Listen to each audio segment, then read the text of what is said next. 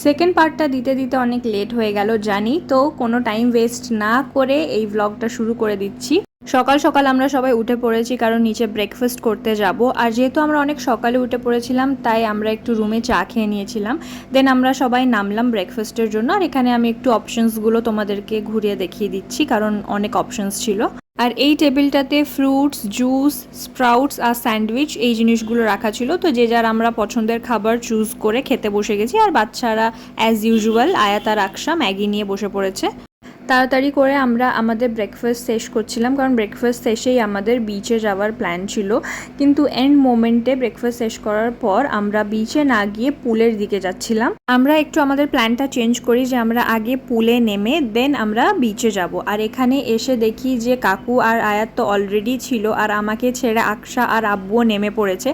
সইফ আর আমি সব থেকে বেশি লেট।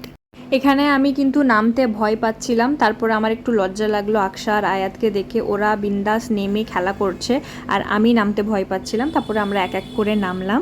আর এখানটায় কিন্তু আমরা একটা ভুল করেছি যে আমরা আমাদের নিজেদের পরা কাপড় পরেই কিন্তু পুলে নেমেছি, যেটা কিন্তু একদম উচিত না কারণ পুলের জলে অনেক কিছু মেশানো থাকে যার কারণে আমাদেরই জামা কাপড় নষ্ট হয়ে যাওয়ার চান্সেস থাকে। তাই অলওয়েজ সুইমিং কস্টিউম পরেই পুলে নামা উচিত।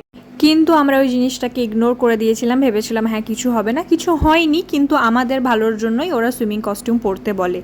তারপর ওখান থেকে আমাদের যা প্ল্যান ছিল বিচ সাইডে যাওয়ার, আমরা সেখানেই যাই। আমি প্রায় 22-23 বছর পর সমুদ্রের জলে নামছি। আর এখানে কি তোমরা সৈফকে স্পট করতে পারছো? দাঁড়াও একটু পরেই তোমরা দেখতে পাবে। সবাই মোটামুটি আমরা প্রিপেয়ার হচ্ছি যে এবার নামবো। And there he is. ও গামছা মাথায় দিয়ে কাপলদের ফটোশ্যুট করে দিচ্ছিল।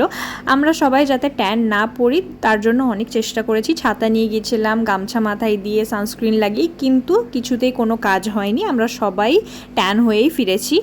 আর এখানে দেখো আমার আব্বু আমার আম্মুর হ্যান্ডব্যাগটা নিয়ে সমুদ্রে নেমে পড়েছে। সেটা কেন করেছে সেই রহস্যটা আমি এখনও ভেদ করতে পারিনি। আর ওই যে দূরে দেখো ছোট কাকু, ছোট আম্মু আর আয়াত, ওরা কতটা দূরে চলে গেছে ঢেউটা দেখেই আশা করছি বুঝতে পারছো তোমরা। আর আমি অনেকটা তখন সামনেই ছিলাম, যেহেতু আমি ভিডিও করছিলাম তাই অতটা দূরে আমি যাইনি। আর এই ঢেউটাতে দেখো ছোট আম্মু পুরোই ডুবে গিয়েছিল।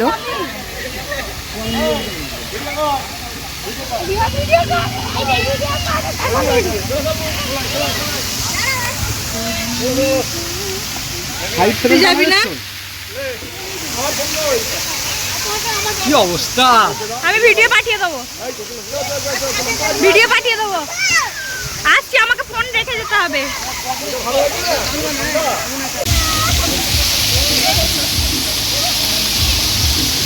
আরে রেন ডান্সে সবার ভিডিও করতে করতে আমি দেখি আমারই কোনো ভিডিও করা হয়নি। লাস্ট মোমেন্টে আমি সৈফকে বললাম একটু ক্লিপ নিয়ে দেওয়ার জন্য। আর তারপরে দেখি ও পোর্ট্রেট মোডে নিয়েছে, ল্যান্ডস্কেপে না নিয়ে। খুবই ভালো। এই রুমটা ভালো বলো? হুম। এখানে একটা ম্যাট্রেস দিতে রাখতে লাগে। সেকেন্ড ডেতে সৈফদের রুমটা চেঞ্জ করা হয়েছিল, ওটাই আমরা ঘুরে দেখছিলাম। আর বিচ থেকে আসার পর আমরা চান টান করে ফ্রেশ হয়ে নিয়েছি, রেডি হয়ে গেছি লাঞ্চ করতে যাব বলে। আর ওই দিন লাঞ্চটা আমরা আমাদের রিসর্টের রেস্টুরেন্টে করিনি, আমরা একটা অন্য জায়গায় গিয়েছিলাম। আমরা একটু আশেপাশের রেস্টুরেন্টগুলো এক্সপ্লোর করতে চাইছিলাম, অন্যান্য জায়গার খাবারগুলো ট্রাই করতে চাইছিলাম, যার কারণে আমরা সেদিন আর রিসর্টে লাঞ্চ করিনি। আমরা ভাবলাম যে না, একটা অন্য রেস্টুরেন্ট ট্রাই করা যাক। লাঞ্চ করে আস্তে আস্তে সেরকম রেস্ট নেওয়া হয়নি, আমি রেডি হয়ে বসে আছি মোটামুটি, কারণ আমরা দীঘার দিকে বেরোবো বিকালের দিকে। সেই জন্য যেহেতু আমরা আমাদের গাড়ি নিয়ে এসেছিলাম তাই আমরা প্ল্যান করেছিলাম সেকেন্ড ডেতে রিসর্টে না থেকে বিকালের দিকে আমরা new Digha and old Digha দুটোই ঘুরে আসবো, যার কারণে আমরা রেডি হয়ে বেরিয়ে পড়েছি। এখন যাচ্ছি নিচে, রিসর্টের নিচে, কারণ আমি আর সৈফ একটু ফটো তুলবো, সেই জন্য আসলাম। সুন্দর সুন্দর ফটোও তুলে নিলাম। আর অনেক রোদ ছিল যেহেতু, তাই অবস্থাটাও খারাপ হয়ে গিয়েছে। তারপর আমি আর কোনো ক্লিপ নিইনি, গাড়িতে উঠে গল্প করতে করতে ভুলেই গেছি যে আমি ভ্লগ করছি। তো আমরা নিউ দীঘা চলে এসেছি। প্রথমে আমরা এখানেই নামলাম, একটু এখানকার মার্কেটটা এক্সপ্লোর করব সেই জন্য। আর আমি অনেক বছর আগে এসেছিলাম, তো আমি দেখতেও চাইছিলাম যে কি কি চেঞ্জ হয়েছে। আর এসে তো আমি কোনো কিছুই চিনতে পারিনি, সব কিছুই চেঞ্জ হয়ে গেছে। আর এখানে এত লোক দেখে আমার একটুও ভালো লাগছিল না, কারণ এখানে অনেক ভিড় ছিল। আমরা যেখানে থাকছিলাম যে রিসর্টে মন্দারমণিতে, সেখানে একটুও ভিড় ছিল না, কোনো লোকজনই সেরকম দেখা যাচ্ছিল না। আর এখানে এত লোক দেখে রীতিমতো আমার অস্বস্তি হচ্ছিল, কিন্তু ভাবলাম যে না, যখন চলে এসেছি তখন ঘুরেই নিই। তো একটু আমরা ঘুরলাম, ভুট্টা খেলাম, এখানকার চা খেলাম।